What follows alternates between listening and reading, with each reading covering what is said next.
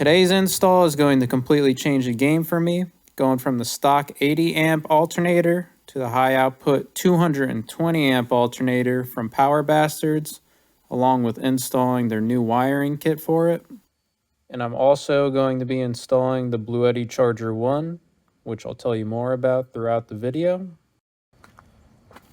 So first things first, we disconnected the battery terminals, and then we went on that pulley here. You turn this pulley clockwise, and that's going to release the tension so you can remove the belt. Then next, you're removing the two bolts that hold in the alternator. You got one on the bottom here, and then one on the top. So once those two bolts are out of there, you'll be able to pull that alternator right on out. Might have to wiggle around a little bit and reposition that wire in a little bit. Can you just make sure the belt doesn't get out? Then it's time to throw that beautiful high output alternator right on in there, baby. Got it.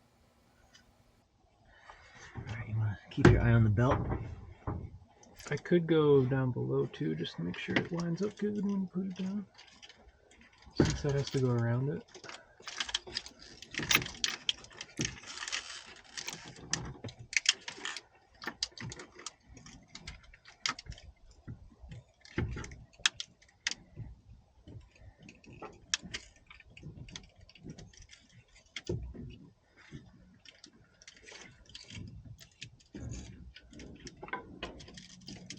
Want me to hop down there?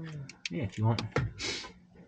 Yeah, because I'm kind of blind with the bottom part.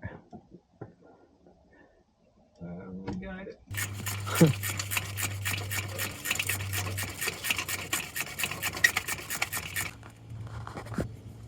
Then you put the stock positive wire in on the alternator post. And the new big boy on top. Then you just want to run your wiring over to your battery, figure out where you want to set up your fuse.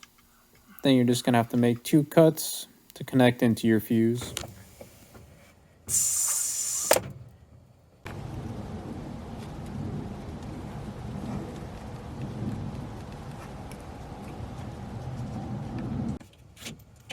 Oh, shit. More power, baby. And now we have more than enough power to power all of our accessories, including our winch, all our auxiliary lighting, and especially the Bluetti Charger 1, which here it is in action, getting over 550 watts charging while I'm driving the trails on an overcast day. Wild. Over 500 watts of charging from my truck, baby. And now for the super quick and easy install of the Bluetti Charger 1. So you put the positive and negative wiring right up through under the dashboard. Didn't have to make a slit or anything in that grommet. Just push it right on through and it popped on out on the other side in the engine bay. A little more. Got it? Yep. Pull it. Pull it as much as you can. From what I remember, this thing just kind of rips right up. And then you just want to pop some of your trim pieces off so you can run that wiring nice and neat out of sight. Hell yeah, quarter. Hell yeah. Oh, hell yeah. All right, cool. Hell yeah, boy.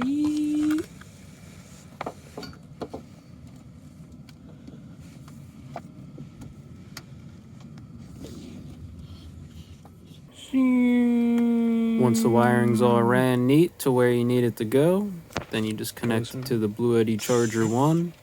You put it into these terminals here, and you use the Allen key to tighten it from the top.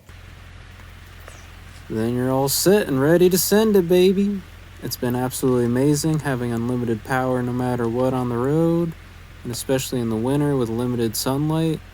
Not having to break down camp in the morning to be able to get that solar charging.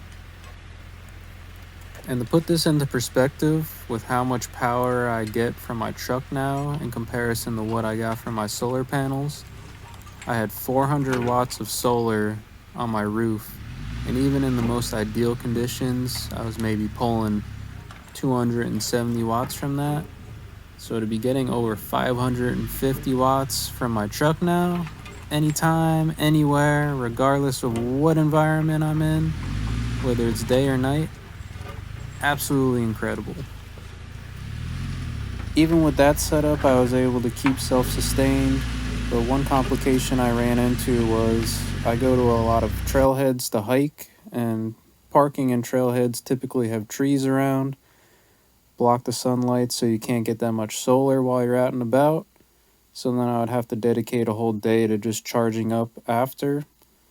So now, don't have to worry about that at all. Been a cloudy past few days in the mountains, so I had to break out the extra fold-outs. Try to recover from this 10% battery. So now we got 800 watts solar total.